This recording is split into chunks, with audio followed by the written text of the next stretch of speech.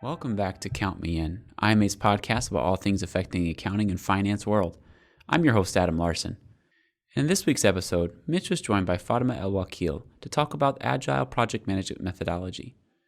Fatema helps us understand Agile by breaking down the process and giving us a simple how-to when looking to start using this project management methodology. Let's listen to learn more.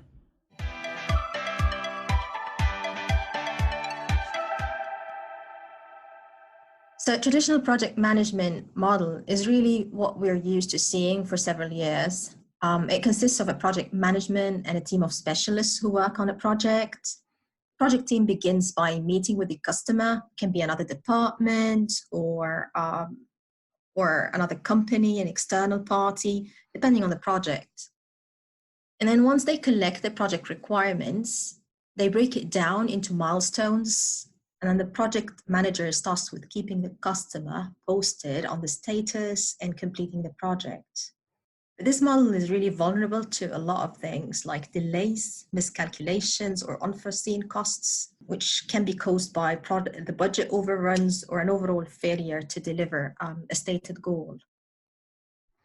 And then how is the Agile project management different than the waterfall method in terms of, the variables that come along with the project, and which methodology is better for analytics?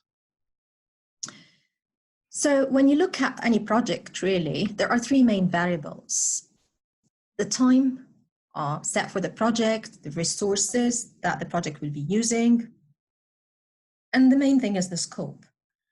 In a traditional project management, the scope is fixed. And obviously you can increase the resources by increasing the budget, signing off an additional budget or adding additional employees to the project. The time needed is an estimate. People like to fix it, but normally, unfortunately, you see it overrun. In Agile project management, the resources and time components are more fixed, while the scope is estimated. So you know that kind of the direction where you're going, but it's not set in stone somehow. In Agile, because we're really responding to like the business needs, so we prefer using it in analytics project rather than sticking to a scope that is fixed. So normally what happens is the product owner and the customer would agree on an MVP, which is the minimum viable product, using this method. The time spent for the MVPs for each iteration is called a sprint. And at the beginning of the sprint, normally the customer and the project team agree on the sprint goals and the MVPs that are expected. And then they can establish a plan really to complete the work. And at the end of the sprint, the project team goes back to the customer to show the MVP and get the feedback. So they show the customer a demo of what they've done so far. Sometimes even you can go live with part of the project and launch it. And I think this is the benefit of using Agile methodology in data analytics, because you're utilizing the data. Now, I know there are a lot of terms that I'm sure our listeners hear frequently, but may not necessarily know what they mean. So within the Agile project management methodology, what are some of the most important facets and some of the terms that you should really understand to understand Agile project management? That's a great question, Mitch, really, because I think when you start using Agile project management, it's a bit overwhelming. Like when I first started, I was like, oh, what are all those terminologies that people use and what does that mean? I think few of it is, but one of it is, for example, the Scrum. And a Scrum is those are normally regular meetings to review the progress of the Agile project. Similar to a project manager, the Scrum Master oversees the development process and ensures everyone is on track and is really aligned to the planned sprint. Another term used is Scrum of Scrums, and that happens when you have several projects, multiple teams working on different projects, and they need to keep the wider team updated. A product backlog is another term that is widely used, and you can see it as like a list of tasks to be completed by the team, open items that the team needs to go through and kind of close in each sprint.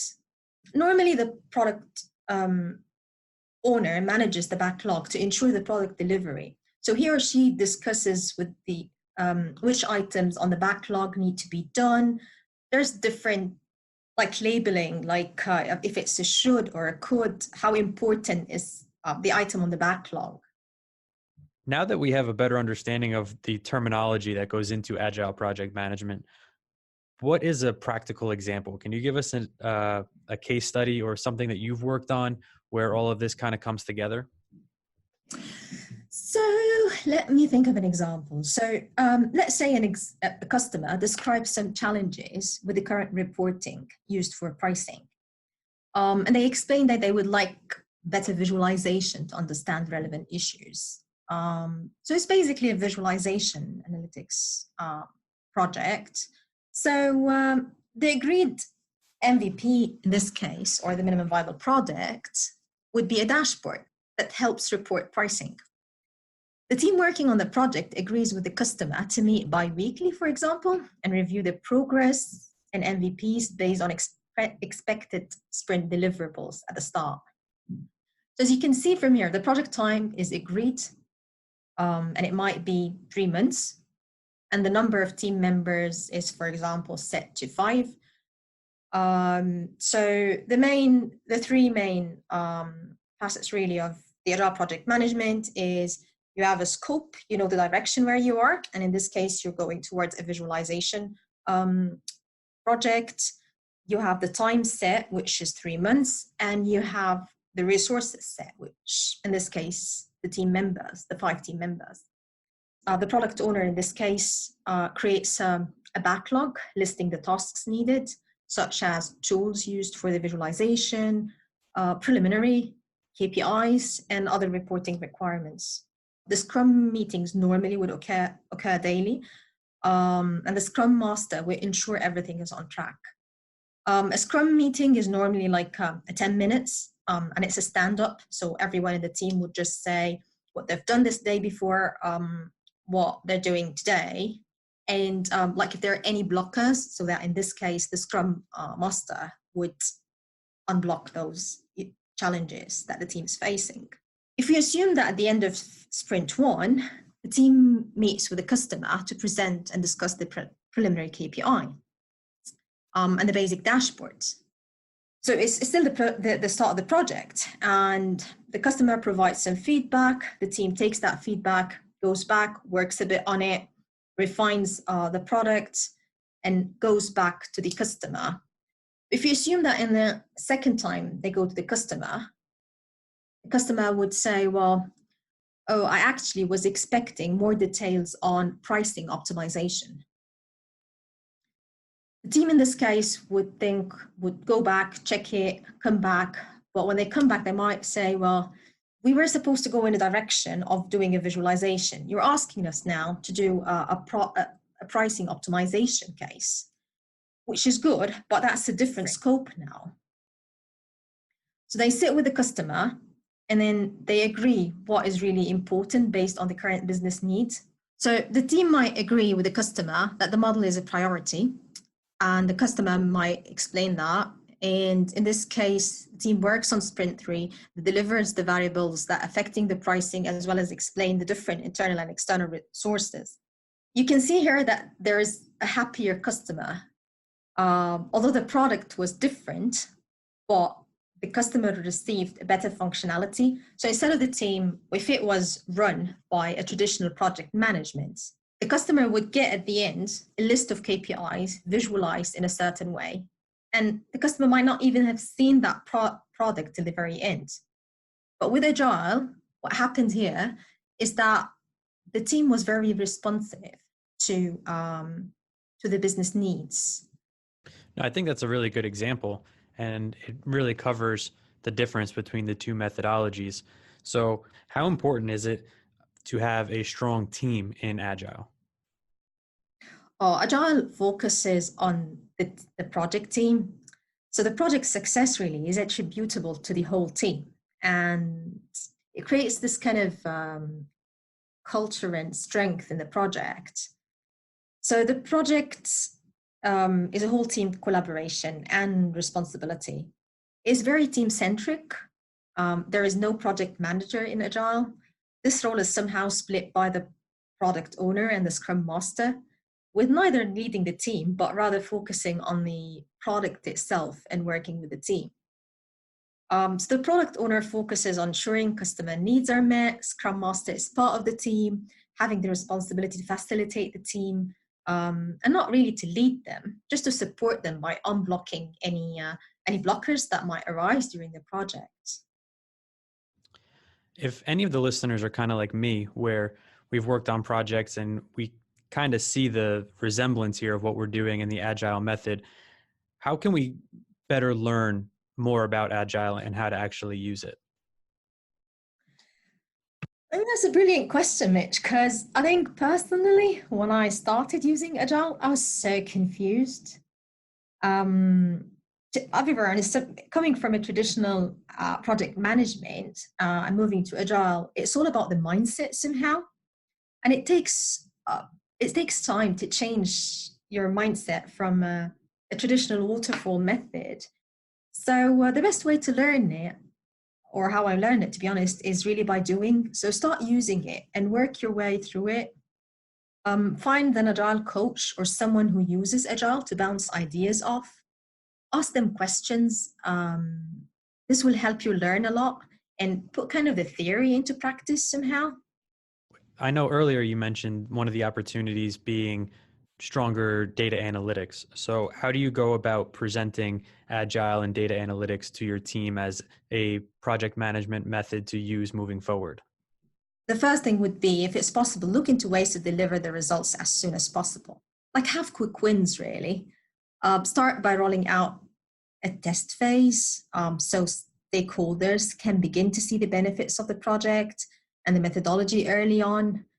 Stakeholders will also understand that they're part of how the project is shaped, and they'll get to see the different iterations and changes. This will encourage the buy-in into Agile, especially if you haven't seen or you haven't used the methodology before. How about the other side of this? What are some of the challenges with Agile? So with Agile, there are a few challenges. The first challenge is getting used to the fact that, as I mentioned before, like the project scope is really open.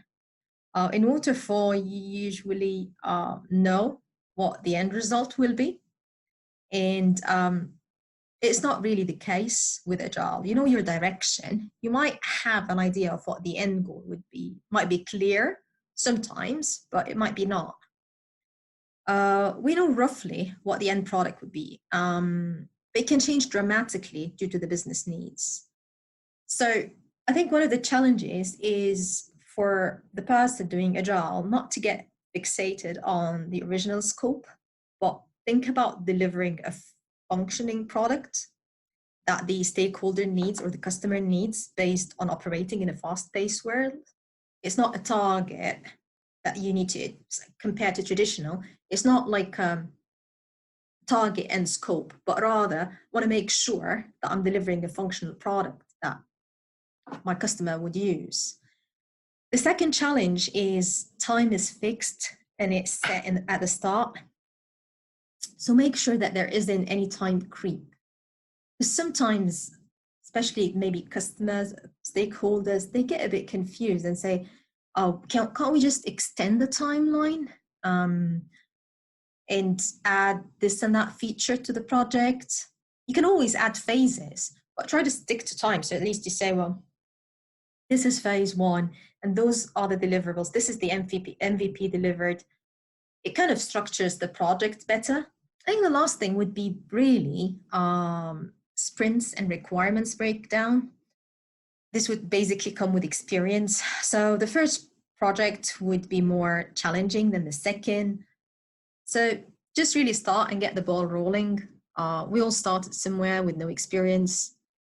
Just make sure to have the right team to support and be a great team member, and you'll learn quickly. So if I were to try and start an Agile project, going back to something you mentioned earlier, the backlog being the list of tasks. What does that look like? How do I actually start the project and create a backlog? If you think of a backlog as a list of tasks, really, so each project has a backlog and it should be completed by the team. Having said that, sometimes some of the backlog items or some of the tasks are not done because it was agreed that you're not using them at all. So the backlog is written in the form of stories that describe the task. It can be keywords or sentences, as long as they are kind of understandable in terms of the level of details needed for the team to understand. Stories are normally recorded in the backlog in a form, normally what people use is as a role, I want to, so that the reason. So for example, if I'm an end user, I'll say, well, as an end user, I want to be able to calculate customer profitability so that I can approve relevant discounts. Now we know the backlog is kind of created around a story. What are some other important terms or key things that we should be aware of in the Agile project methodology? One of the terms that are used is releases, which are basically kind of versions of the product.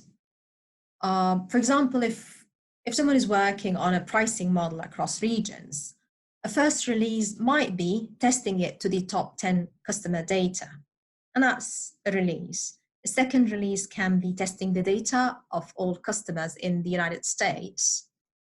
And then a third release can be, well, having this worldwide. And because Agile is an iterative method, having different releases like this can ensure a smoother final product rollout. So what is the end result? How do we close out the backlog or the initial task that we listed for this project?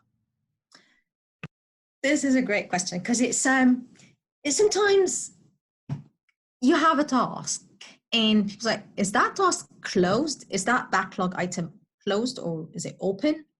And that when it comes to the definition of done or the DoD. And this is when the team really agrees on a rule to consider a task from the backlog as done. So DoD differs from one project to another, but is agreed upon by each Scrum team. Like, for example, a DoD can be when a code is written or tested, or when a release is complete. This has been Count Me In, IMA's podcast, providing you with the latest perspectives of thought leaders from the accounting and finance profession. If you like what you heard and you'd like to be counted in for more relevant accounting and finance education, visit IMA's website at www.imanet.org.